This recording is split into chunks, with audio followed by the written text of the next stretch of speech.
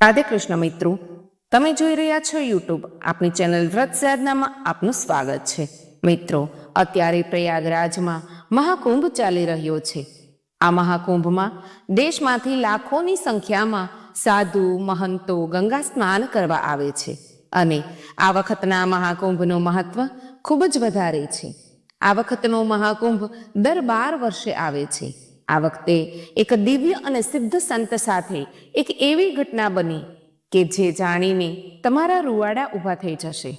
તે સિદ્ધ સંત તેના નિત્યક્રમ મુજબ સવારે ગંગામાં સ્નાન કરવા જતા હતા.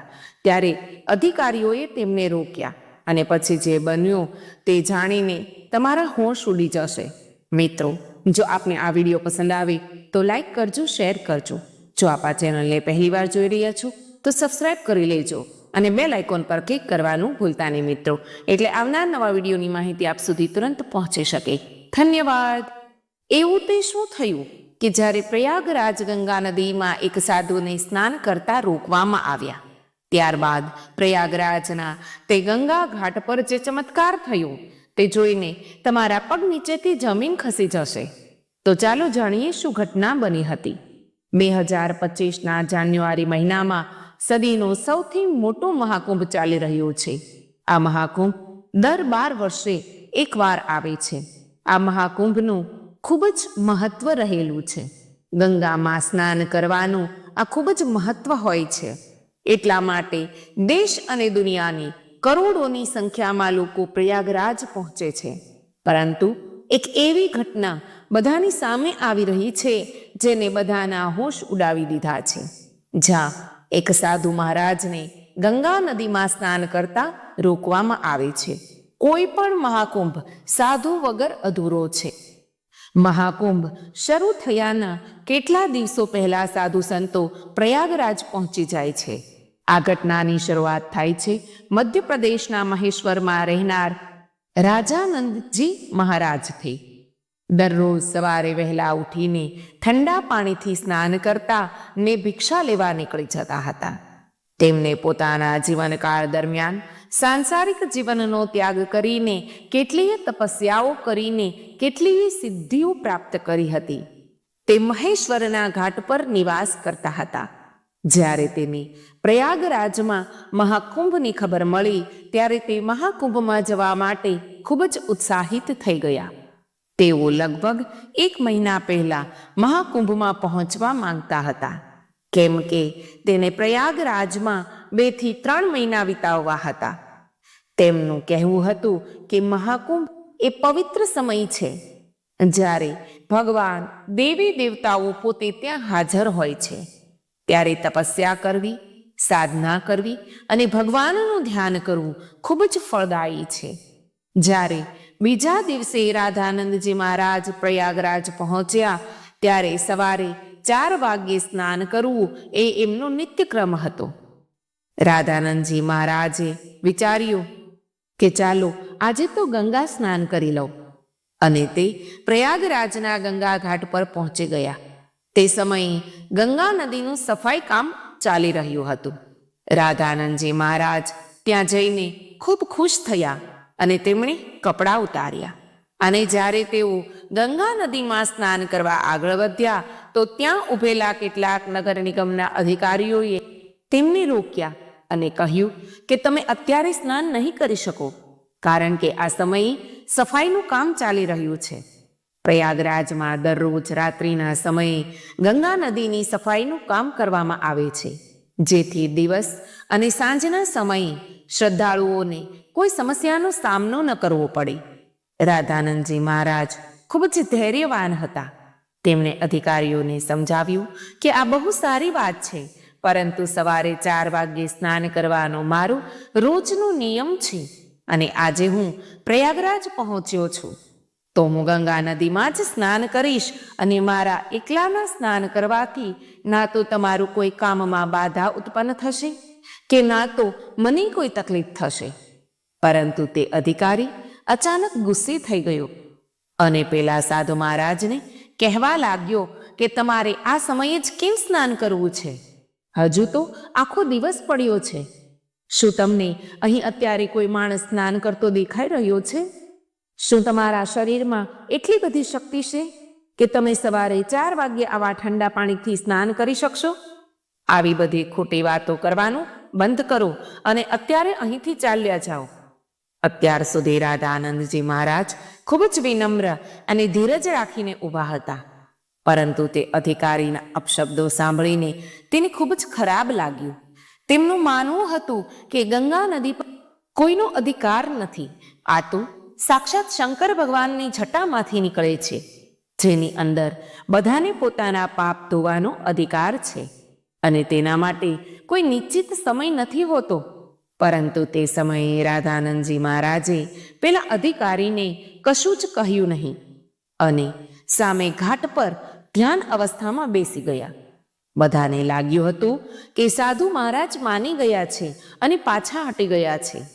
હવે ફરીથી જ્યારે ગંગા નદીની અંદર સફાઈ મશીનો ચાલુ થયા ત્યારે અચાનક ખૂબ જ મોટી ઘટના બની કે તે બધા જ યંત્રોનો ઉપયોગ કરવામાં આવ્યો હતો તે ચાલુ જ નહોતા થઈ રહ્યા. એવું લાગી રહ્યું હતું કે તે બધા જ યંત્રો જામ થઈ ગયા છે અથવા તો એની અંદર ઘણો બધો કચરો ફસાઈ ગયો છે. અધિકારીઓએ મશીનની તપાસ કરી અને અંદરનો તમામ કચરો કાઢી બહાર નાખ્યો અને બધાને આશા હતી કે હવે બધા મશીનો ચાલુ થઈ જશે. પરંતુ જ્યારે ફરીથી મશીન ચાલુ કરવામાં આવ્યા તો કોઈ મશીન ચાલુ થયું જ નહીં. બધા જ અધિકારીઓ ખૂબ જ હેરાન થઈ ગયા કે આવું કેમ થઈ રહ્યું છે. પરંતુ જ્યારે મશીન ચાલુ ન થયા ત્યારે મશીનને જોવા માટે ઘણા મેકેનિકલ એન્જિનિયરિંગની ટીમ બોલાવવામાં આવી અને મશીનની સંપૂર્ણ તપાસ કરી અને કહ્યું કે મશીન તો એકદમ બરાબર છે, પરંતુ તે શરૂ ન થવાનું કારણ કોઈની સમજમાં આવી રહ્યું ન હતું. રાધાનંદજી મહારાજ હજુ પણ એ જ ઘાટ પર ધ્યાન અવસ્થામાં બેઠા હતા. ગંગા નદીની સાફ સફાઈનું કામકાજ તે દિવસે રોકી દેવામાં આવ્યું હતું. બધા ખૂબ જ હેરાન હતા. તે સમયે એક મેકેનિકલ એન્જિનિયર જે મશીન રિપેર કરવા આવ્યો હતો તેને જ્યારે રાધાનંદજી મહારાજને જોયા તો તેની આંખો પહોળી થઈ ગઈ. તે રાધાનંદજી મહારાજના ચરણોમાં પડી ગયું અને રાધાનંદજી મહારાજ તેને આશીર્વાદ આપવા લાગ્યા અને પછી તેમણે બધા અધિકારીઓને કહ્યું કે આ મહેશ્વરના સિદ્ધ સંત છે. મને બાળપણમાં એક વખત જ્યારે સાપે ડંખ માર્યો હતો ત્યારે મહારાજે તેના ચમત્કારથી મારો જીવ બચાવ્યો હતો. ત્યારે ત્યાંના અધિકારીને પોતાની ભૂલ સમજાઈ હતી અને તે સમજી ગયો હતો કે સાધુ મહારાજ પોતાની દિનચર્યા મુજબ સવારે 4 વાગ્યે ગંગામાં સ્નાન કરવા માંગતા હતા. તે માટે તેને રોકવાનો કોઈ અધિકાર ન હતો. મેં તેમનું અપમાન કરી તેમને ખરું ખોટું સંભળાવ્યું, તેમને અપશબ્દો કહ્યા અને તેમને ગંગા નદીમાં સ્નાન કરવાથી રોક્યા. તેનું પરિણામ મશીનો ખરાબ થવાના રૂપમાં અમે ભોગવી રહ્યા છીએ. હવે આ મહારાજ જ અમારી સમસ્યાનું સમાધાન કરી શકશે. અમારે તેમની માફી માંગવી પડશે. ત્યારે બધા અધિકારીઓ ભેગા મળીને રાધાનંદજી મહારાજ પાસે ગયા અને તેમના ચરણોમાં બેસી ગયા અને હાથ જોડીને કહેવા લાગ્યા કે અમને એ વાતની ખબર ન હતી કે તમે એક દિવ્ય સંત છો. અમારાથી ખૂબ જ મોટી ભૂલ થઈ ગઈ છે. અમારે તમને સ્નાન કરવાથી રોકવા નહોતા જોઈતા. રાધાનંદજી મહારાજ હજુ પણ ખૂબ જ વિનમ્ર હતા. તેમણે અધિકારીઓને કહ્યું કે એવું જરૂરી નથી કે કોઈ ચમત્કારી સંત હોય તો જ તેમને ગંગા નદીમાં સ્નાન કરવાની મંજૂરી આપવામાં આવે. ગંગા નદી પર સાધુ સંતોનો સૌથી પહેલો અધિકાર છે. બધા અધિકારીઓએ એમની સામે હાથ જોડીને કહ્યું કે હવે તમે ગંગા નદીમાં સ્નાન કરી શકો છો. અમે તમારી માફી માંગીએ છીએ. અમને માફ કરી દો. રાધાનંદજી મહારાજ સમજી ગયા હતા કે બધા અધિકારીઓને તેમની કરેલી ભૂલ સમજાઈ ગઈ છે અને તેમનું અભિમાન દૂર થઈ ગયું છે. તેમણે વિનમ્રતાપૂર્વક તે અધિકારીઓને કહ્યું કે તમે શું કામ ચિંતા કરો છો? હજુ સમય ક્યાં ગયો છે? જરા તમારી ઘડિયાળમાં સમય તો જુઓ, કેટલા વાગ્યા છે? જ્યારે બધા અધિકારીઓએ તેમની ઘડિયાળ પર સમય જોયો ત્યારે તેઓના રૂવાડા ઊભા થઈ ગયા, કેમ કે તે સમયે સવારના 4 વાગ્યા હતા. કોઈ પણ અધિકારીને એ સમજમાં નહોતું આવી રહ્યું કે આખરે આટલો મોટો ચમત્કાર કેવી રીતે થયો. આખરે રાધાનંદજી મહારાજે પોતાના ચમત્કારથી સમયને કેવી રીતે રોકી લીધો. આટલો મોટો ચમત્કાર જોઈને બધા અધિકારીઓ તેમના ચરણોમાં પડી ગયા અને રાધાનંદજી મહારાજનો જય જયકાર કરવા લાગ્યા.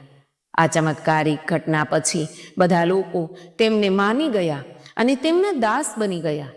ત્યારબાદ તે પોતાના નિત્યક્રમ અનુસાર સવારે 4 વાગ્યે ગંગા નદીમાં સ્નાન કરવા પહોંચ્યા અને બીજી બાજુ મશીનોએ ફરી કામ કરવાનું શરૂ કરી દીધું હતું.